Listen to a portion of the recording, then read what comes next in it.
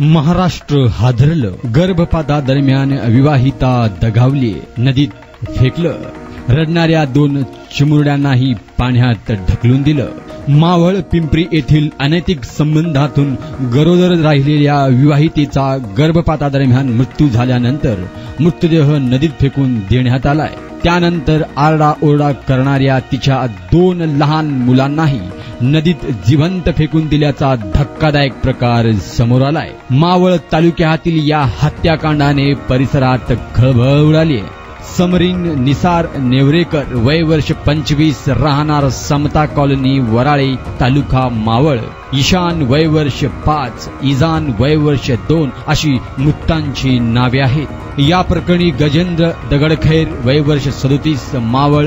रविकांत गायकवाड, वय वर्ष 41, राहणार अहमदनगर. मदत करणारी एजंट महिला, कळंबोली, नवी मुंबई येथील अमर हॉस्पिटलमधील संबंधित डॉक्टर व मदत करणाऱ्या सर्वांच्या विरोधात गुन्हा दाखल केलाय. समरीन ही बेपत्ता असल्याची तक्रार पोलिसात आली होती.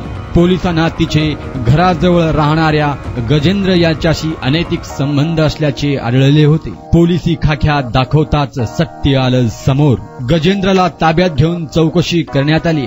समरीन गरोदर राहिली, त्यामुळे तिचा गर्भपात करण्यासाठी गजेंद्रने तिला रविकांत गायकवाड या मित्रासोबत कळंबोली येथे पाठविले. तेथे अमर हॉस्पिटलमध्ये उपचारादरम्यान तिचा मृत्यू झाला. त्यानंतर गायकवाड याने तिचा मृतदेह ताब्यात घेतला. मृतदेहासह तिच्या 2 मुलांना घेऊन तो परत गजेंद्रकडे आला. 9 जुलै रोजी पहाटे दोघांनी समरीनचा मृतदेह इंदोरी गावातील इंद्रायणी नदीमध्ये फेकून टाकला. हा प्रकार पाहून समरीनची 2 लहान मुले आरडाओरडा करू लागली. 2 मुले रडू लागल्यामुळे त्यांनाही जिवंतपणे नदीत टाकून देण्यात आले.